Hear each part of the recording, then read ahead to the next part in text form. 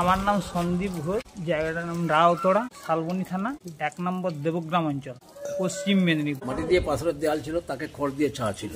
শিব মন্দিরটা আগে ছিল পাথরে। তৎকালীন আমাদের যে দাদু দাদারা এখানে পুজো পাশা করতেন, ওনারা বললেন যে এটা দীর্ঘদিনের পুরনো মন্দির। কিছু না থাকার ফলে ওই গ্রামবাসীদের সহযোগিতায় আমাদের একটা বেল গাছ ছিল, সেই বেল গাছকে কেটে এনে কাঠ দিয়ে বাটাম ফাটাম দিয়ে মদুন তৈরি করে টালি দিয়ে তৈরি করা ছিল। হেমস্ত অবস্থায় দীর্ঘদিন কেটে যায়। আমি হোমিওপ্যাথিতে বিএমএস, তো এখানে যখন এলাম আমি বাবাকে বললাম যে আমি চেম্বার করব, মন্দিরটা ওই টিন দিয়ে আমি একটু এটা ঠিক করতে চাই। আমার ওই খড়ের ইটের টালি ফালিগুলো ভেঙে গেছে, জল পড়ছে বাবার মাথায়, পারবো যেটুকু পারবো। এমত অবস্থায় 2.5-3 বান্ডিল টিন দিয়ে আমি খুঁটি দিয়ে ওনাকে জাগ্রত করি। হতে হতে আমাদের মন্দির কমপ্লিট 9 সাল 2009। শিবশঙ্কর চক্রবর্তী। সেই সময় কি পুজো করতেন?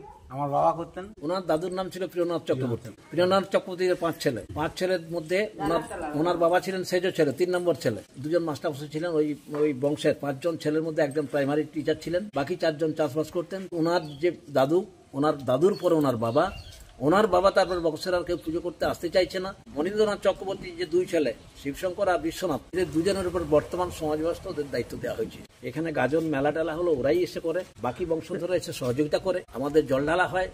যে নিত্য সেবা যেটা হয়, হ্যাঁ, তার তো একটা ধরুন খরচ আছে। এই বাবা ওই যে প্রিয়নাথ চক্রবর্তী, উনি এই মন্দিরের জন্য 3 বিঘা জমি রেখে গেছেন। আচ্ছা, মানে ওইটা থেকে আপনার নিত্য সেবার যে খরচটা হয়, দেশ থেকে ওদেরকে কিছু দেওয়া হয়নি। 3 বিঘা জমি ওরাই চাষবাস করে, ওরাই নিত্য সেবা দেয়, ওরাই সবকিছু।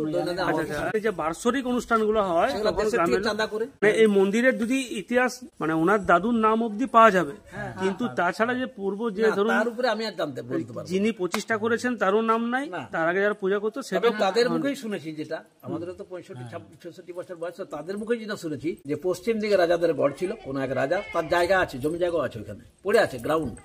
সেইখান থেকে পশ্চিমদের মুখ্য রাজাদের ছিল এখানে মাটি খনন করে, ওইখানে মাটি খনন করে দেখা গেছে পাথর পাওয়া গেছে। পাথরের মন্দির, পাথর দিয়ে মাটি দিয়ে পাথর দিয়ে সিমেন্ট করে নাই, যেতে মন্দিরটি তৈরি করা ছিল, এটি খড় দিয়ে ছাওয়া ছিল। আচ্ছা, আপনারা মানে কেউ জানেননি যে কে মন্দির প্রতিষ্ঠা করেছে? না, এটা জানিনি। আচ্ছা, এইখানে একজন রাজা কেউ ছিল নাকি? হ্যাঁ, ওই ডাঙ্গায় তাদের বংশধর আছে? না কোন। এই জায়গাটার নাম কি? রাউতলা। রাউতলা, শালবনী থানা, তাই তো? ওটা আনুমানিক 400-500 বছর হবে, তাই তো? আপনার নাম কি? নন্দকুমার মালস। নন্দকুমার মালস। হ্যাঁ, মাকড়া পাথর। এই পাথর দিয়ে তৈরি ছিল, নির্মাণ হয়েছিল।